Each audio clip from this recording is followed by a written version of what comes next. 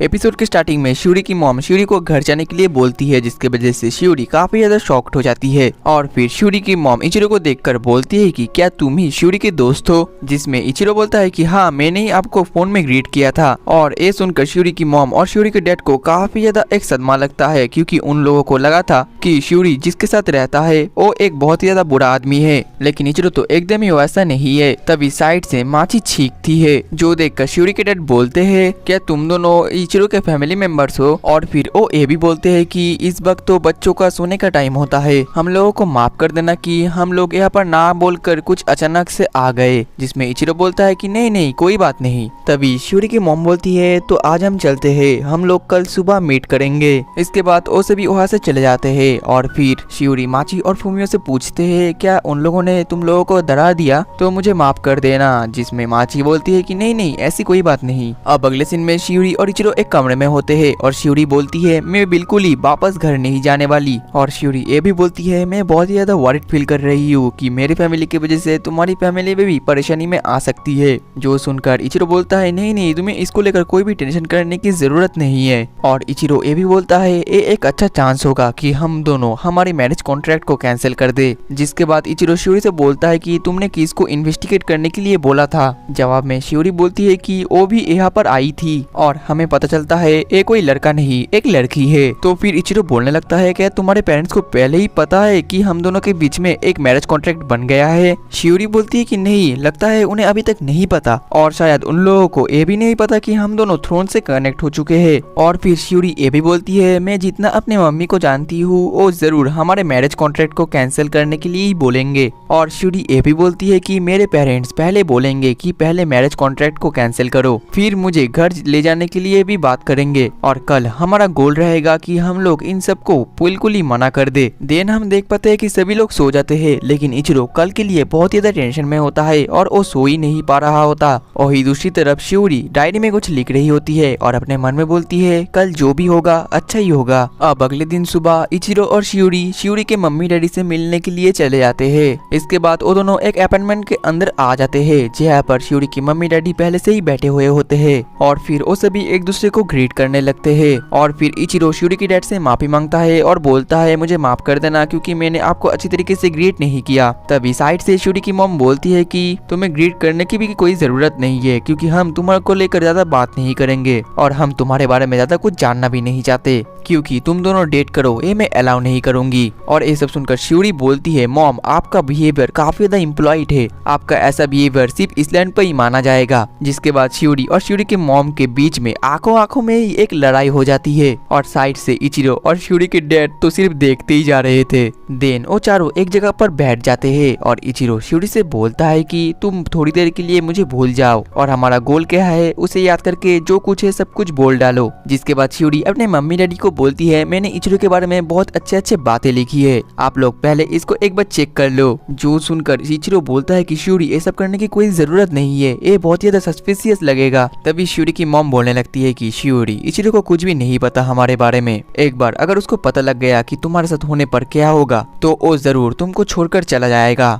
इसके बाद शिउरी थोड़ा सा ब्लश करती है और बहुत ही ज्यादा गुस्से में आकर बोलती है कि इचिरो को मेरे बारे में सब कुछ पता है फिर भी उसने मुझे एक्सेप्ट किया है। जो सुनकर तो शिउरी की मॉम बहुत ही ज्यादा शॉक्ड हो जाती है और वो शिउरी को बोलती है क्या तुम अपनी आइडेंटिटी बाहर के लोगों को बताकर फिर रही हो। तो फिर शिउरी बोलती है हम दोनों एक्सीडेंटली थ्रोन के साथ कनेक्ट भी हो चुके हैं। और ये सुनकर तो शिउरी की मॉम बहुत ही ज्यादा शॉक्ड हो जाती है। तभी साइड से इचिरो बोलने लगता है ये बस एक एक्सीडेंट था। फिर शिउरी की मॉम बहुत ही ज्यादा गुस्सा हो जाती है और वो इचिरो को बोलती है शिउरी मीटियोर कंट्री की प्रिंसेस है और वो कुछ दिन बाद क्वीन भी बन जाएगी, वो स्टार की डिसेंडेंट है और इसलैंड के बाहर के लोगों को उसको टच करने की कोई भी हक नहीं है। इसके बाद वो शिउरी के गाल को पकड़ती है और बोलती है बाहर के लोगों ने तुमको मैनिपुलेट कर दिया है शिउरी। जिसके बाद शिउरी अपने मॉम के हाथ को हटा देती है और बोलती है आप मुझ में कभी भी बिलीव नहीं करते। और ये बोलने के बाद ही वो कन्वर्सेशन के बीच में वहाँ से भाग जाती है। इसके बाद हमें शिउरी के एक पास्ट के सीन को दिखाया जाता है जहाँ पर शिउरी की मॉम मछली को खाना खिला रही थी और तभी छोटी शिउरी आकर अपनी मॉम को बोलती है मॉम मैं रेस में फर्स्ट हुई हूँ, मैं हमेशा रेस जीतती हूँ और मैं फर्स्ट फर्स्ट प्लेस भी लेकर आई हूँ, क्या मैं सभी के साथ टैग गेम में ज्वाइन हो सकती हूँ? तो फिर शिवरी की मॉम बोलती है क्या होगा अगर तुम्हें चोट लग गई तो? और वो ये भी बोलती है कि तुम बहुत ही ज्यादा अच्छी पर्सन हो और तुम स्टार के डिसेंडेंट भी हो, तुम हमारे लिए बहुत ही ज्यादा इम्पोर्टेंट हो, इसलिए तुम्हें बाहर खेलने की कोई जरूरत नहीं है, तुम अंदर रहकर अकेली खेल सकती हो। देन अगले सीन में हम शिवरी को देख पाते हैं जो कि ब्रिज में अकेली दुखी होकर बैठी हुई होती है और उसको ढूंढते हुए इचिरो भी पीछे पीछे चला आता है। और फिर इचिरो शिवरी को बोलता है मैं तुम्हारी फीलिंग्स को समझ सकता हूँ। तभी वहाँ पर दौड़ते दौड़ते शिवरी के डैड भी उनको ढूंढते हुए वहाँ पर आ जाते हैं। इसके बाद शिवरी की डैड शिवरी से बोलती है चलो तुम्हारी मॉम तुम्हारे लिए वेट कर रही है।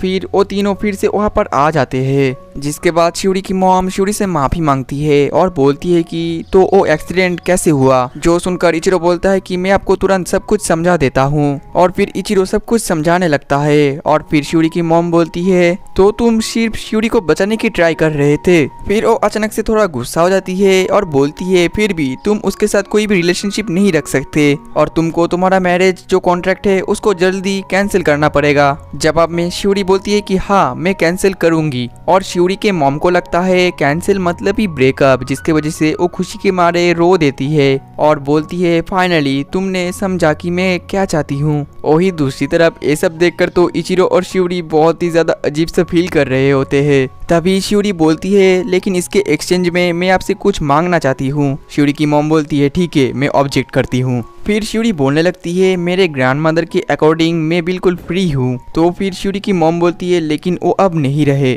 और वो ये भी बोलती है तुम मांगा ड्राइंग करना चाहती हो है ना, तो कुछ महीने में तुमने कुछ प्रोग्रेस भी किया है क्या, तुमने अपना काम कोई भी प्रोड्यूस किया है? जो सुनने के बाद तो शिवरी बहुत ही ज्यादा घबरा जाती है। तभी साइड से इचिरो बोलने लगता है अगर कोई इंसान खुश रहना चाहता है तो उसमें दिक्कत क्या है, मतलब कि मैं बोलना चाहता हूँ शिवरी दूसरे के साथ कम्युनिकेट करने में बहुत ही ज्यादा अच्छी है, वो अपना पूरा कोशिश करती है और वो तो मेरे भाई बहन के साथ भी बहुत ही अच्छा दोस्त भी बन गई और मेरे आंखों में शिवरी एक ब्रिलियंट लड़की है। जिसके बाद इचिरो शिवरी के कुछ काम शिवरी के मम्मी डैडी को दिखाने लगता है और वो देखकर तो शिवरी के मम्मी डैडी का कुछ भी रिएक्शन नहीं होता।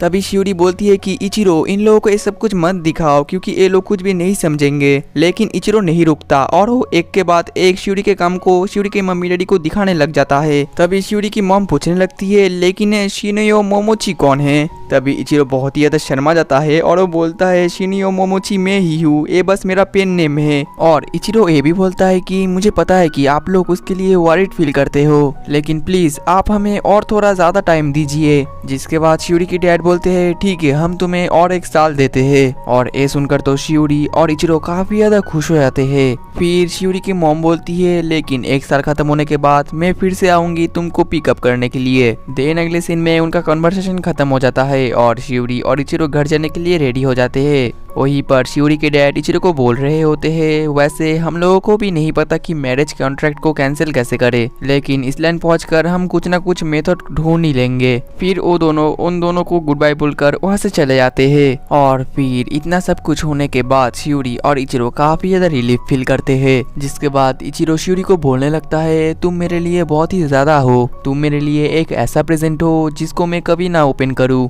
जो सुनकर शिवरी इचिरो के पास चली जाती है और बोलती है तुम्हारा शुक्रिया मुझे चेरिश करके रखने के लिए और आज मेरा पूरा साथ देने के लिए। दूसरी तरफ हम माची, फुमियो और चिबी को देख पाते हैं और ये तीनों ही इचिरो और शिवरी को लेकर काफी ज्यादा टेंशन कर रहे होते हैं। जिसके बाद इचिरो और शिवरी घर आ जाते हैं और इचिरो और शिवरी काफी ज्यादा खुश होते हैं और रिलीफ फील करते हैं और बोलते हैं कि सब कुछ अच्छे से मिट गया। फिर इचिरो और शिवरी हंसने लग जाते हैं और माची, फुमियो और चिबी तो उन लोगों को ही देखते जा रहे थे। और इसी के साथ ही एपिसोड 10 खत्म हो जाता है। तो गाइस इस एपिसोड में ऐसी बहुत सारी चीजें थी जो कि मैंने एक्सप्लेन नहीं किया, तो फिर अगर मैं उनको एक्सप्लेन कर देता तो ये एपिसोड काफी ज्यादा बोरिंग हो जाता। तो मिलते हैं नेक्स्ट एपिसोड में, तब तक के लिए टाटा बाय बाय सायोनारा।